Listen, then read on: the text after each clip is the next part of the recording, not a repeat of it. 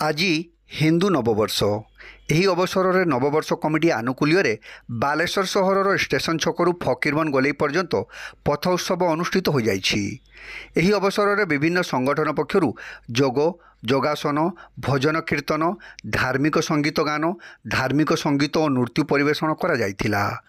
ସରସ୍ୱତୀ ଶିଶୁ ମନ୍ଦିର ବିଦ୍ୟାପୀଠ, ଗାୟତ୍ରୀ ଶକ୍ତିପୀଠ, ଆଚନୃତ୍ୟୁ ସଂଗଠନ, ହୋଲିଷ୍ଟିକ୍ ଯୋଗ ଶିକ୍ଷା କେନ୍ଦ୍ର, ଗୋପାଳଗାଁର ଆଦିତ୍ୟ ଯୋଗ ସେଣ୍ଟର, ବାଲେଶ୍ୱର ଆଖଡ଼ା କମିଟି ପକ୍ଷରୁ ଆଖଡ଼ା ଖେଳ ପ୍ରଦର୍ଶନ କରାଯାଇଥିଲା। କୁନି କୁନି ପିଲାମାନେ ରାସ୍ତାରେ ଝୋଟି ଅଙ୍କନ କରିବା ସହ ସ୍କେଟିଂ କରି ଦର୍ଶକମାନଙ୍କ ମନୋରଞ୍ଜନ କରିଥିଲେ।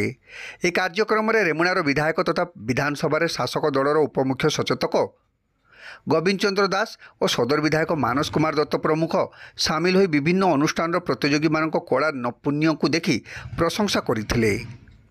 ଏହି ଅବସରରେ ରେମୁଣା ବିଧାୟକ ଶ୍ରୀ ଦାସ କହିଥିଲେ କି ହିନ୍ଦୁ ନବବର୍ଷକୁ ପ୍ରତ୍ୟେକ ଭାରତୀୟ ଶୁଦ୍ଧ ଚିତ୍ତରେ ପାଳନ କଲେ ଆମ ସଂସ୍କୃତି, ପରମ୍ପରା ଓ ଅସ୍ମିତା ବଜାୟ ରହିବ। ପାଶ୍ଚାତ୍ୟ ସଭ୍ୟତା ଓ ବିଦେଶୀ ସଂସ୍କୃତିକୁ ପରିତ୍ୟାଗ କରି ଆମେ ଭାରତୀୟ ଓ ସନାତନୀମାନେ ନିଜ ରାଷ୍ଟ୍ରର ମୁନି ଋଷିମାନଙ୍କ ପରାମର୍ଶ ଓ ନୀତିବାଣୀ ମୁତାବକ ନିଜ ସଂସ୍କୃତି ଓ ଧାର୍ମିକ ଭାବନାକୁ ବଜାୟ ରଖିବାର ବେଳ ଉପନୀତ ହୋଇଯାଇଛି। ଯୋଗଗୁରୁ ସୁଜିତ କୁମାର ଜେନା, ଯୁବ ସମାଜସେବୀ ରଞ୍ଜନ ସାହୁ ପ୍ରମୁଖ ଏଥିରେ ସକ୍ରିୟ ସହଯୋଗ କରିଥିଲେ।